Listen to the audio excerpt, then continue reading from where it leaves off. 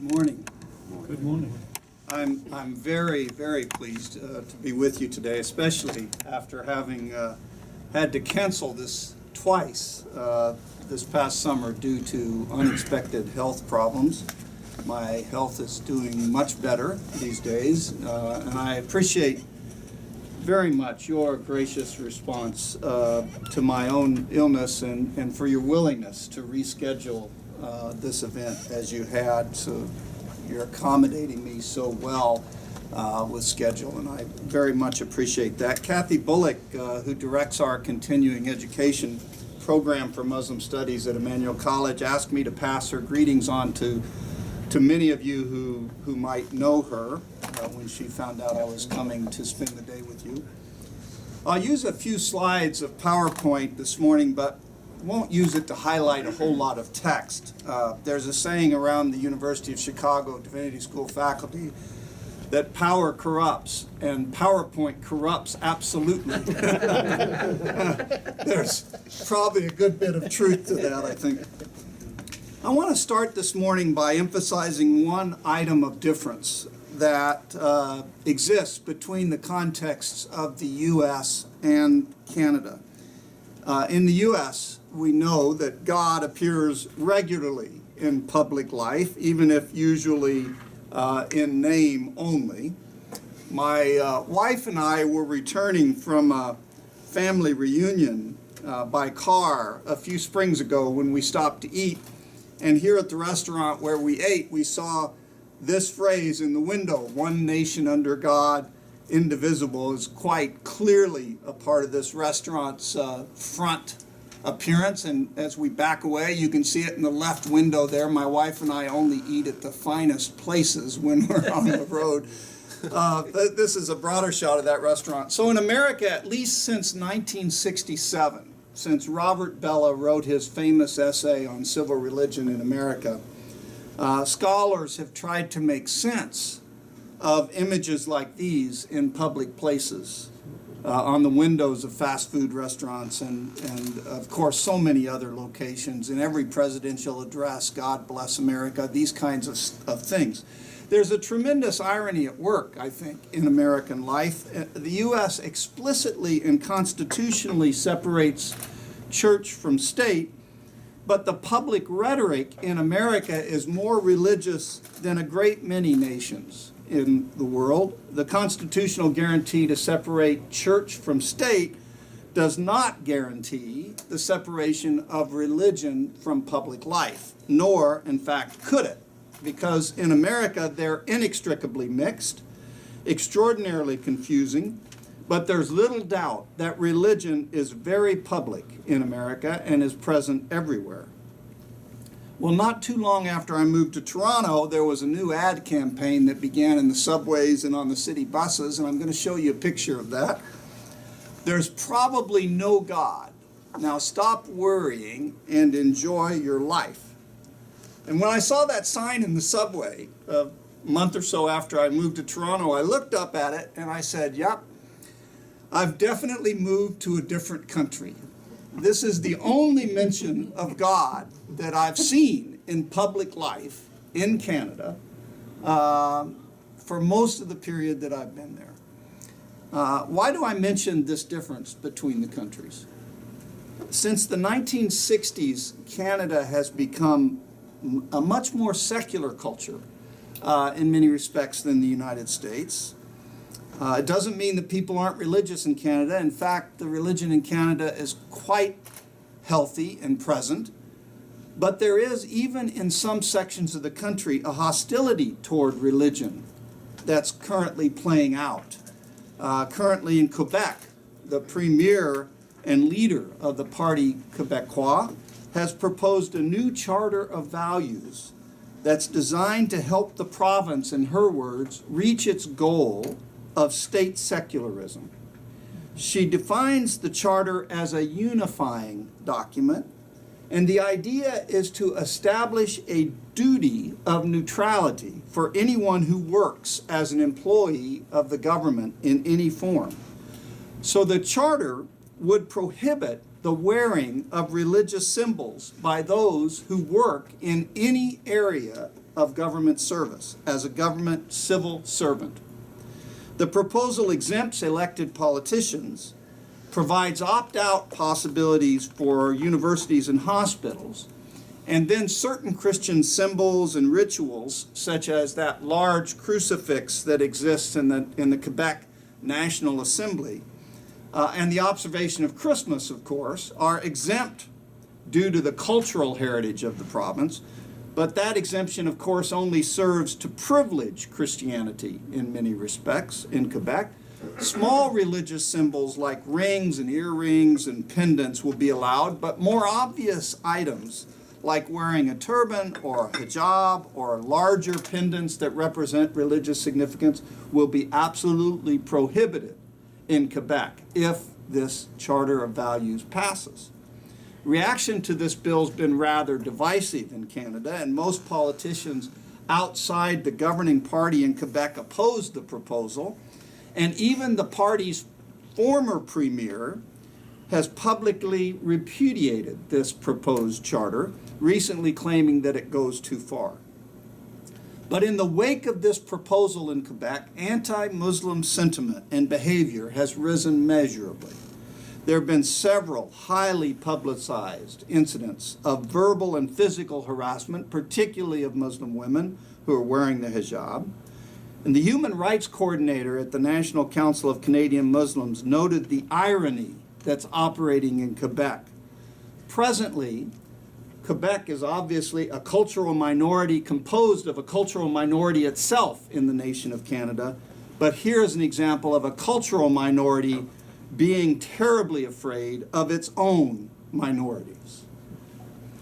Now, Toronto, in the social context of Toronto, is a thriving international city where nearly all of the world's religions are represented. And every year, the Greater Toronto area welcomes half of all the immigrants who move to Canada. And they come from over 200 ethnic origins and speak more than 100 different languages. And according to recent surveys, 47% of the city's population was born outside of Canada. And an additional 21% have parents who were born outside of Canada. If you add that together, you have 68% of the whole city's population that were born outside of Canada, either themselves or their parents. 80% of Ontario's, the whole province of Ontario's visible minority population lives in Toronto. And 49% of the city's population is composed of visible minorities, with about 15% of the city's population coming from South Asia and almost 10% from China. By 2017, projections expect that Toronto will be composed of a majority of visible minority populations. Visible minority is the phrase that's used in Canada to depict other ethnic groups other than white. I think it's an unfortunate phrase, but it's a phrase which Canada has lived with. I think the irony in Toronto is that very soon the visible minority in the city of Toronto will be the white people by 2017. The city, if you look at this, is 56.7% Christian.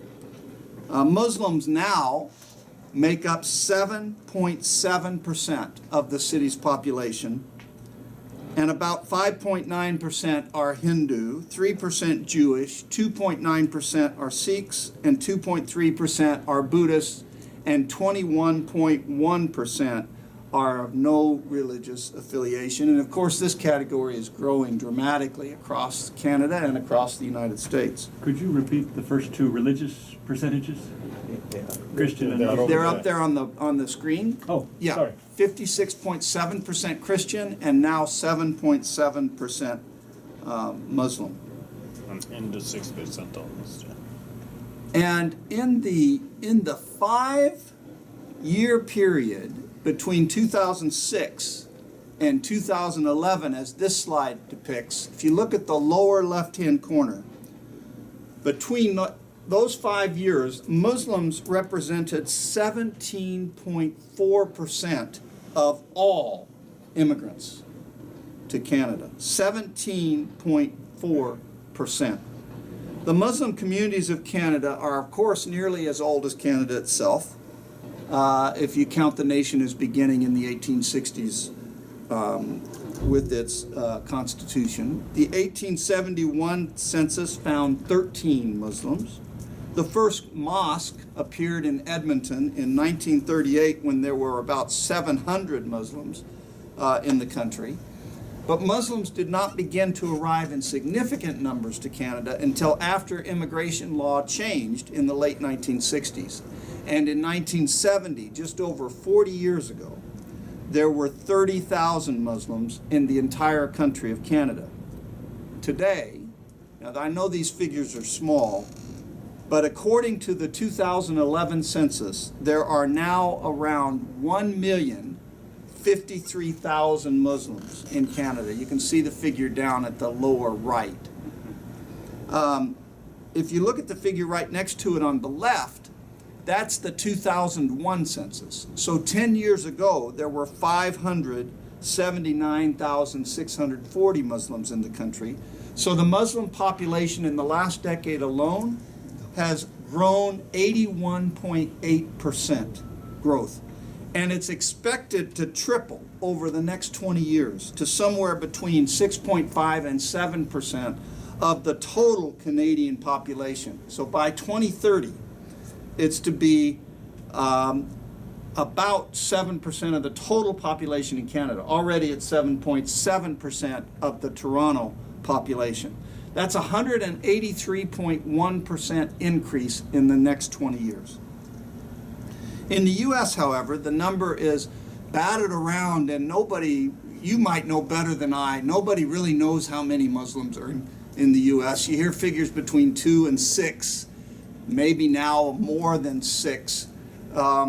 If you take the lower of those two figures, that's just 0.8% of the total U.S. population. If you take the higher end of the figure, it's about 1.7% of the total U.S. population, making the current percentage of Muslims, even at the higher end of that, about half as much as the percentage of Muslims in the whole country in Canada, which is right now at 3.2%. The increasing number of Muslims in Canada is far outpacing the growth of population more generally. And of course, the number of mosques in Canada and the U.S. is growing significantly. In the Greater Toronto area alone now, there are more than 60 mosques. Most of the imams graduate or immigrate from overseas, and most of them are educated in Muslim schools where they tend to gain a very limited understanding of the culture in either the United States or in Canada. In Canada, Ontario contains 55.22% of the Canadian population of Muslims. So of all the Muslims in Canada, more than 55% of them live in Ontario. And Toronto contains the highest percentage of Muslims anywhere in North America. According to one resource, there's actually 21 federal ridings in the Toronto area with a Muslim population that exceeds 7, and at least 7% and up to 14%, making Muslims a fairly powerful political force in various ridings in the Toronto area. And of course, elsewhere in Canada, Calgary, Alberta has elected Canada's first Muslim mayor, Naheed Nimshi. In fact, in Toronto, we've got a running joke, at least around the university and in the circles that I operate in. Calgary, Alberta got our mayor, and we got Calgary, Alberta's mayor, Rob Ford. If you've seen the news lately, Rob Ford is in it again for what appears to be smoking crack cocaine. In September 2009, a study revealed that over 60% of Americans understand that Muslims are subject to more discrimination in the United States than any other religious group. Is the situation much better for Muslims in Canada? A poll conducted by Maclean's, if you look at the screen, showed that in the spring of 2009, 45% of Canadians believed that mainstream Islam promotes violence. This, by the way, compares with only 38% of Americans who said that Islam encourages violence more than other religions, which is still a hefty perception, a misperception, a hefty percentage of misperception in its own right. But the idea that the Canadian population is far more supportive of Muslim diversity than U.S. population appears not to be so. Of course, in Quebec, the percentage is 57%. So when you take the 57% in Quebec and then apply it to the whole national percentage, it raises the national percentage. So the national percentage is skewed by the bias in Quebec. But this high percentage of misunderstanding compares with the fact that 72% of the people across Canada possess a generally favorable view of Christianity.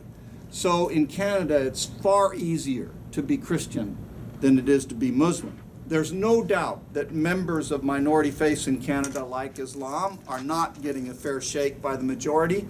And studies show that people who are most familiar with Muslims and more knowledgeable about Islam are the least likely to see Islam as encouraging violence, which tends to indicate that the more knowledge one has about Islam, the less likely one is ever going to take this kind of a perception.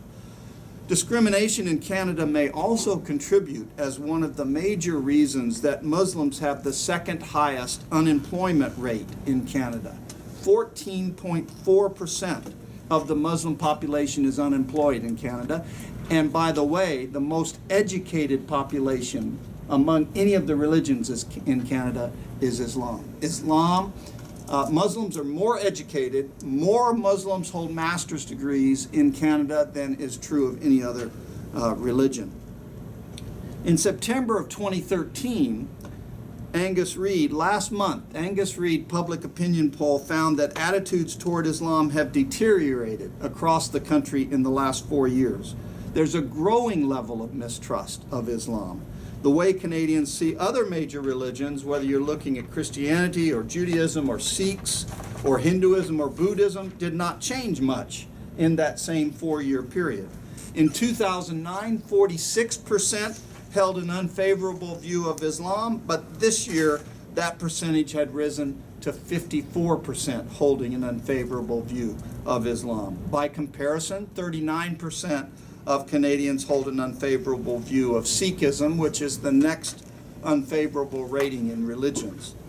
All the other religions have less than a 30% unfavorable rating. This news is very discouraging in Canada. Perhaps some of it is due to unfavorable prominent news stories. For example, in April of 2013, there was a big story covering what police called an Al-Qaeda supported plan to derail a passenger train in Toronto. Got a lot of news. In the same month, a prominent Supreme Court case decided whether a Muslim woman should be allowed to testify while wearing the niqab. And in Toronto, based on that decision, the courts forced a woman testifying in a rape case that she had to remove the niqab when she gave testimony. There's some sensationalism in media when it comes to covering issues related to Muslims and Islam. In a context where there seems to be a rising tide of public opinions, Muslim leaders are calling for allies. The executive director of the National Council of Canadian Muslims put it recently, "I don't think it should be up to the Muslim community alone to combat this growing anti-Islam sentiment." The Muslim Studies program at Emmanuel is not only an ally in this struggle, but we're also working hard to develop the next generation of allies, represented in the graduates of all of our programs. The diversity among Muslims living in Canada is very impressive. So you almost have to ask the question in Canada, as you do probably anywhere, who speaks for Islam? Who can legitimately represent Muslim interests in North America or in Canada? Muslim immigrants include South Asians, Arabs, West Indians, Chinese, and Africans. There are various denominations of Sunnis, and they have both Twelver and Ismaili Shi'is and others. There are a variety of Islamic groups in Canada. With all that variety, there remains a need to provide an appreciation of Islamic tradition in all of its diversity. through a study of its texts and other scholarly resources within the academic community of Canada, where by default faith communities interact with one another and are constantly in search of academic tools to better convey the richness of their own heritage to the larger communities. Another interesting demographic in Canada, I think, is the fact that the Muslim community is much younger than any other religious community. Look at this slide here. This is from 2011. The median age of Canada's Muslim population was 28.9 years old. And look at the comparison for the three largest Christian groups. Roman Catholics, the median age is 42.9. Anglicans, 51.1. United Church of Canada, 52.3. The Muslim population is much younger than the rest of the religious populations in Canada. Finally, with the great growth of Muslim populations has come the need to provide chaplains from within the community to minister to the needs of Muslims and others in public hospitals, prisons, and public locations like the Canadian military. The few Muslims who serve in these capacities and who are certified by appropriate agencies like the Canadian Association for Spiritual Care have often had to complete a Christian MDiv program in order to gain that certification, a requirement that makes no sense whatsoever. A more creative approach to the educational preparation of chaplains for the Muslim community has been needed in Canada, and it's one that we're trying to incorporate at Emmanuel, one that takes seriously the Islamic heritage and tradition, Islamic law, the Quran, other elements so important to identity and practices of Islam.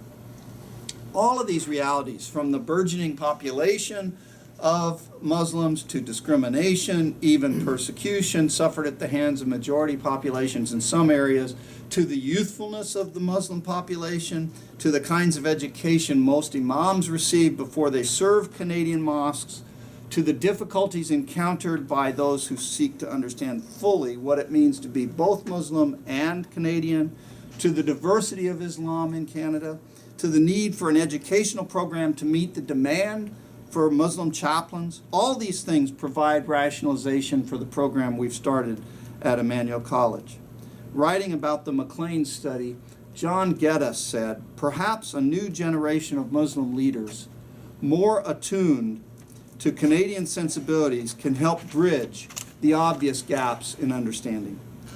But to me, that seems to place too much responsibility on Muslims for the lack of understanding that exists within the majority culture.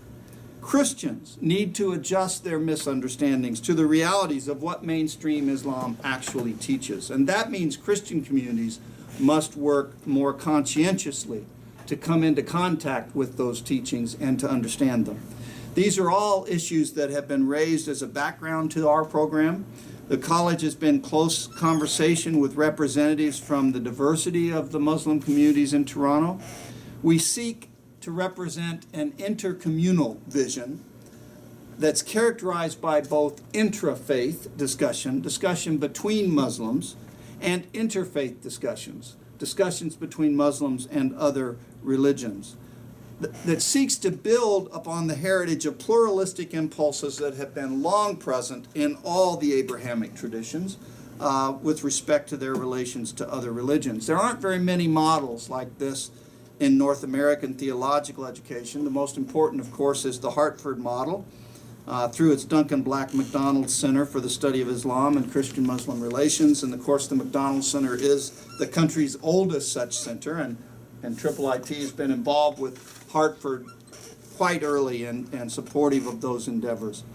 So theological education seeks to create a critical perspective about the relationship between religion and culture, one that's too often affirmed or taken for granted, and tries to understand what constitutes the nature of our faith identity in the contemporary world. One of the main features of the world today, of course, is the obvious presence of religious diversity. More than half the world's population is either Christian or Muslim, 54%. 1 in every 3 people in the world is Christian, that's 32%, and 1 in every 4, 22% is Muslim. In fact, it's most likely that by 2030, Muslims will take over the lead in terms of people in the world who are connected with the religious tradition. There will be more Muslims in the world than Christians by the year 2030. The religious diversity in the world and the violence that often accompanies it has led many to state the importance of creating conversation between world religions. As Hans Kuhn put it, no human life together without a world ethic for the nations, no peace among the nations without peace among the religions, no peace among the religions without dialogue among the religions. Today, especially in Toronto, where the evidence of a rich diversity of religion and religious expressions is all around, the educational centers need to work intentionally to create the kinds of forums where these discussions can take place, where diverse religions can engage each other, learn about their common interests and concerns, respect and appreciate the differences that provide a fullness to our experience of what it means to be human. Why Emmanuel College? Well, Emmanuel College was founded in 1928 by the United Church of Canada to educate persons for Christian ministry. And in addition to the demographic reasons I've just covered and the need for chaplains and leadership in Canada, I'd like to mention 5 reasons that support the creation of this kind of program at Emmanuel College.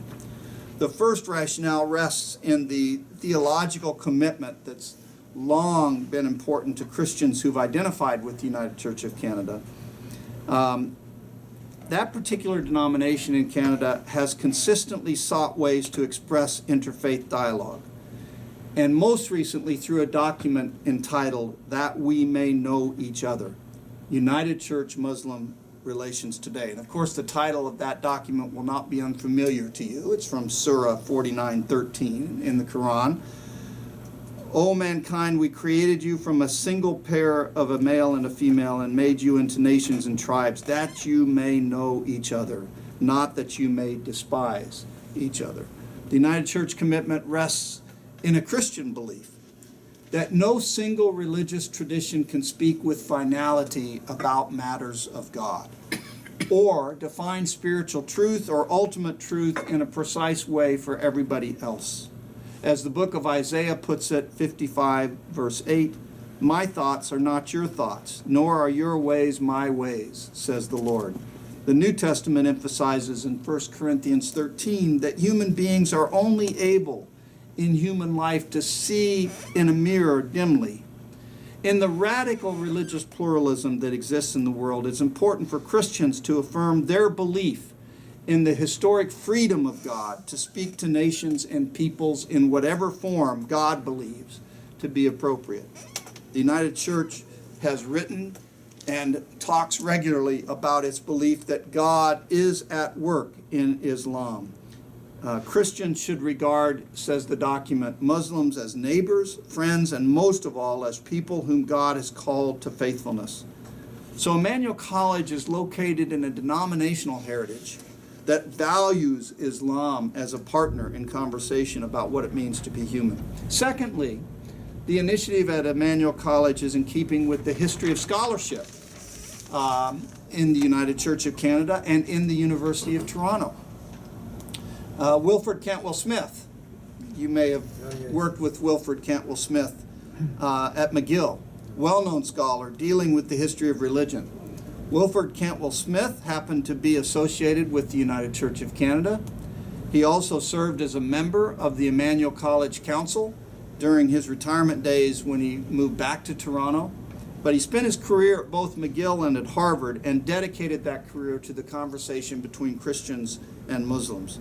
He worked hard to help each student understand different religious traditions by understanding the terms of and the definitions those religious communities offered themselves, by really hearing what those religious communities are saying about themselves, not putting on them particular things, but listening carefully to what they are saying, as they wish to be understood. Smith emphasized students should become self-critical about their own religious histories to enter dialogue with others. His commitment to interfaith discussion grew from his own theological belief that justice and love are too big a concept for any one religious group to define fully. We need each other. Creating a strong Muslim studies program contributes meaningfully to the college's ability to contribute to this growing importance of interfaith dialogue in our time. Nothing's more important. Third, placing students within a theological educational context that enables them to encounter conversations with another religious tradition within the classroom as they're talking about theology and other matters helps them in some small way to overcome their own religious illiteracy. We're finding today that our students who have been lifelong Christians or even lifelong Muslims are very illiterate when it comes to religion. They don't have much genuine understanding or literacy in religion. Not only other religions, but even their own religions. John Thottemanil put it this way when examining this question for theological education. He said, it's often the case that it's precisely by introducing the role and meaning of the meditative disciplines in other religions that can generate in students a desire to investigate their own traditions more carefully. Muslims and Christians learn more about their own religion when they talk to each other, and we're discovering this to be true at Emmanuel College. Fourth, the nature of the Christian faith itself that is held by students is likely going to be transformed by a serious encounter with another religious tradition. In the United Church document, it emphasized a willingness for Christians to be transformed by their engagement and dialogue with Muslims. This position understands that Christianity is a constantly evolving expression of faith, encouraging respectful dialogue and mutual learning so that we can all be transformed by the experience. And finally, the postmodern context that surrounds the academy today naturally calls for these kinds of adjustments within educational circles. I think particularly within theological education as well. The postmodern is kind of hard to define, so I'm going to just be general here. Many things attach themselves to it, but I'd emphasize that the postmodernist voice today claims that no human voice can ever transcend the impositions placed upon it by its own history, by its own language, by its own communities. But this does not mean that everything is relative. The relativist says moral beliefs only apply to one's community, that all communities are equally justified in their own particular moral beliefs.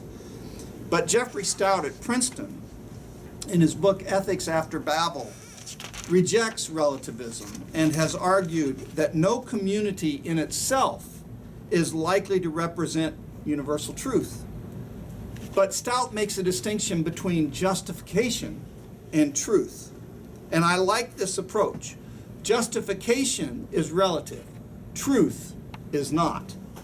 In other words, human beings, given our human finitude, just can't be absolutely sure what absolute universal truth is. And we're prone to error when we believe we've absolutely defined absolute universal truth. The important thing for Stout is to recognize the difference between the justifications for truth we offer and truth itself. And always remember the difference between those two things. We don't deny that the truth exists, but we recognize we're offering justifications for what it is. We're offering attempts for ourselves to understand what truth is, but that itself is not truth. Truth is something beyond our own justifications. In May of 1990, just 7 months before he died, Northrop Frye, the renowned literary critic and member of the United Church of Canada, delivered lectures at Emmanuel College that formed the basis of his last book. And the last book is titled The Double Vision. Frye spoke about how all human beings are defined by social conditioning. But, he wrote, while our conditioning limits us and defines us, even imprisons us, And awareness of the limitations built into being who and what we are is one of the central elements of education, particularly religious education. Fry described the human tendencies to see God through the lens of our own conditioned limits. And he called that the single vision of God, where we define God based on our own human panic and our own contextual realities. And when we define God in this way, he says we create a situation where devotion to God is replaced by deifying our own present understanding of God. As he approached that conclusion, Fry asked this question. The question that concerns us at present is, can a growing insight into our own conditioned limits be connected with a process, so to speak, of cleaning up the human picture of God?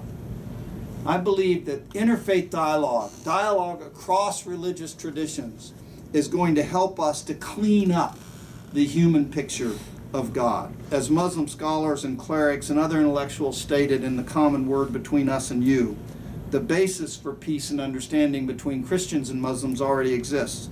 It's part, that document says, of the very foundational principles of both our faiths. Love of the one God, love of neighbor.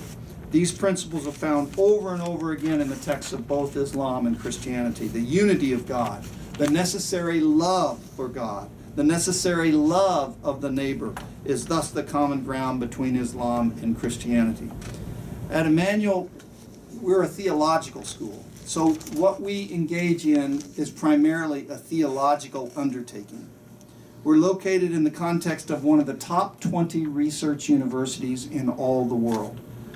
We believe in and we represent in our work the importance of high-quality academic work, high-quality research. But because we're in a theological context, we believe in and take seriously the lived experience of religion. We take God seriously at our place. It's a place where head and heart come together, a place where high-quality academic work is comfortable with religious commitment, with taking seriously the importance of the experience of religion itself. There are 4 features of the Muslim Studies program that I want to mention, and then I'll close. The 4 features of our program at Emmanuel College. The first is a continuing education program that attempts to meet the needs of imams, Muslim community leaders, and other potential leaders among Muslims as they seek to realize their own potential as people of faith who have much to contribute to the larger Canadian society.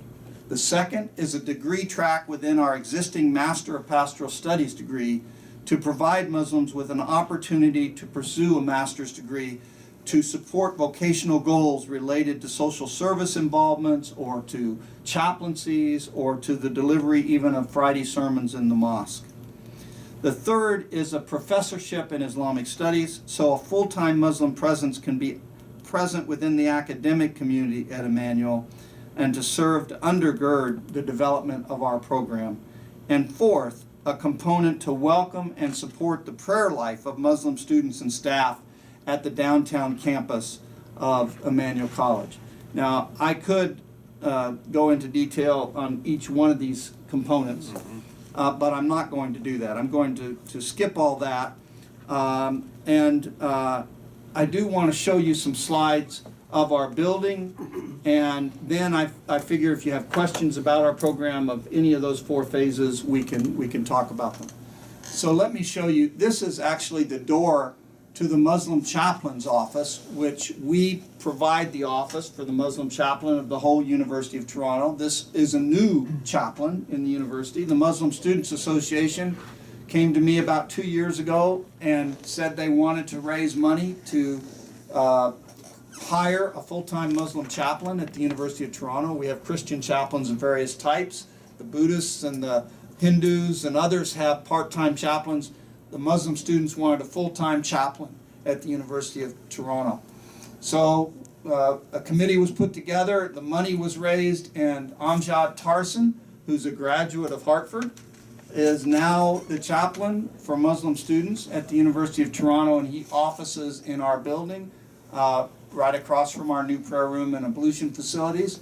And he's a great help to the Muslim students on the campus and is doing a wonderful job relating to the great diversity of Islam that's present on the University of Toronto campus. We figure there are about 4,500 Muslim students, and it's kind of like the Muslims in the U.S. We can't nail down precisely because they're not allowed to ask the question, what's your religious identification, on any of the entering surveys or anything of new students at University of Toronto. But there are 45,000 students on the St. George campus downtown, and at least 4,500 of those students are Muslims, the best we can figure, undergraduates and graduate students. And there was no place on the east side of campus for a prayer room or an ablution facility. So we decided to do that at Emmanuel College. These next slides are some pictures of Emmanuel College. That's the front of our building. This is the side courtyard of our building, the side entrance to the building. This is inside the front foyer. We have a beautiful building. It's a beautiful old building, gorgeous Gothic style. This is down one of our hallways and overlooking the front entrance. This is one of our formal lounges in the building. Now this is the ablution facilities we have now placed in Emmanuel College. There are no ablution facilities on our side of campus at all, except these now. And there on the other side of campus, there's a small facility in the Multi-Faith Center on the western side of campus. But this is the men's door. This is, you can see together, the men's on the left, the women's on the right. This is the inside of they both look very similar, so I've only got one picture of the inside here, but you can see the ablution facility. It's an automatically blended water that turns on and off automatically, and so it saves a bit. I think you probably, if it hadn't been used in an hour or a couple hours, you might run it twice to 3 times in order to get the water warmer, but it is an automatically blended temperature. This is our prayer room. And I was hoping Aziz would see these because it wasn't done when Aziz was there. We had a prayer room set aside, but we had not remodeled. And this is the remodeled prayer room. So this is the entrance to the prayer room, and then this is the prayer room itself. So here's several shots of the prayer room. And they perform Friday prayers here. Yes, we do Juma prayers both at Hart House, but usually the Muslim chaplain, Amjad, does a Juma prayer, Friday prayer here too, invite students. So those are all the pictures, and with that I'll stop and be happy to take any questions or comments. Well, I guess we have some comments from you first. Thank you very much.